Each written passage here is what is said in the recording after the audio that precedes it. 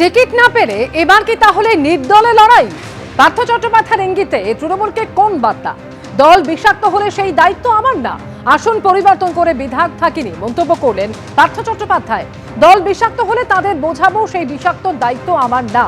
আমি প্রথমবার যখন দাঁড়িয়েছিলাম তখন আমি 46% ভোট পেয়েছিলাম প্রদত্ত ভোটের। আমি যখন গ্রেফতার হলাম 2021-এ আমি 52% ভোট পেয়েছিলাম। আমার দল কিন্তু 52% ভোট পায়নি। আমি তো দলের অবস্থান জানি না। কি বলেছেন পার্থ চট্টোপাধ্যায়, শুনুন। দল বিষাক্ত হলে তাদের বোঝাবো সেই বিষাক্ত দায়িত্ব আমার না। আমি প্রথমবার যখন দাঁড়িয়েছিলাম তখন আমি 46% ভোট পেয়েছিলাম প্রদত্ত ভোটের। আমি যখন অ্যারেস্ট হলাম 2021-এ আমি 52% ভোট পেয়েছিলাম। আমার দল কিন্তু 52% ভোট পায়নি, কিন্তু দলের প্রাপ্ত ভোট সব জায়গা মিলিয়ে তার থেকে তো আমার ভোটের পার্সেন্টেজ অনেক উপরে ছিল। আমি তো দলের অবস্থান জানি না, যেটা আপনি জানেন। ঝাঁকে ঝাঁকে লোক আসছে, পাতা দাঁড়ালেও আপনি জিতবেন এইসব। 2021-এ যখন আমি দাঁড়িয়েছিলাম তখন 4র্থ লিস্টে আমার নাম ছিল। 25 বছর একই জায়গায় থাকে, আমি তো কোনো স্থান পরিবর্তন করে 25 বছর বিধায়ক থাকিনি। আমি 25 বছর একই জায়গায় থেকে বিধায়ক হয়েছি। অনেক অনেক পদ নিয়ে থাকতে পারে। আমার কাছে মনে হয়েছে যে যদি হারি তাহলে বেহালার মানুষই আমায় হারাক। এবার কি টিকিট পাচ্ছেন না মদন মিত্র? ইঙ্গিতপূর্ণ মন্তব্য করেছেন তিনি। টিকিট পাওয়ানে ইঙ্গিতপূর্ণ মন্তব্য করলেন মদন মিত্র। দল যা চাইবে তাই হবে, পার্টি যা চাইবে তাই করব। প্রত্যেকটা মানুষই চলমান প্রবাহের সঙ্গে থাকতে চায়। দল আছে বলেই আজ বিধানসভায় দাঁড়িয়ে আছি। বিধানসভায় দেখা না গেলে রাস্তায় দেখা যাবে, এমনই মন্তব্য করলেন কামারহাটের তৃণমূল বিধায়ক মদন মিত্র।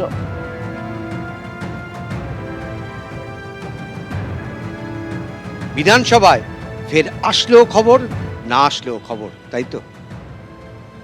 সেটা আমি কি করে বলবো? সবটাই পার্টির ওপর ডিপেন্ড করে।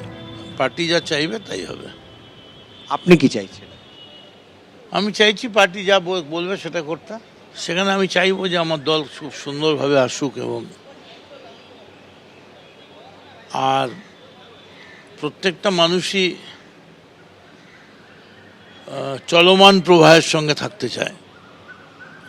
এক নম্বর হচ্ছে যে আপনি যদি টিকিট পান তাহলে আপনার চলমান প্রবাহে থাকতে পারবেন কিনা তা চূড়ান্ত হবে।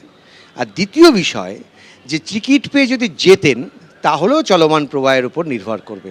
এই দুটোর বিষয় আপনি কোনটার ব্যাপারে কতখানি আশাবাদী? অ্যাকচুয়ালি এত যদির ওপরে আমি খুব একটা পলিটিক্স করি না। আমি খুব স্ট্রেট পলিটিক্স করি। I am a very small man, এবং মমতা বন্দ্যোপাধ্যায়ের মতো একজন এত বড় নেত্রী, তিনি করুণা করে দয়া করে আমাদের মতো লোকেদের রেখেছেন, দলে মন্ত্রী করেছেন, এটাই যথেষ্ট। দল আছে বলেই তো আমি আজকে বিধানসভায় দাঁড়িয়ে আছি। দল না থাকলে কি বিধানসভা?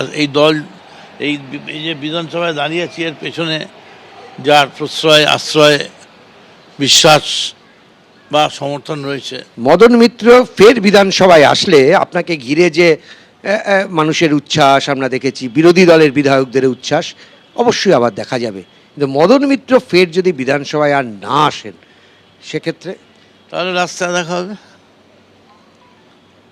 বিধানসভার বাইরেও তো একটা রাস্তা আছে। একটা রাস্তা বিধানসভায় যায়, একটা রাস্তা লোকসভায় যায়, একটা রাস্তা বার্নিংঘাটে যায়, একটা রাস্তা বাড়ির দিকে যায়। রাস্তা আছে। এবিপি আনন্দ, এগিয়ে থাকে, এগিয়ে রাখে।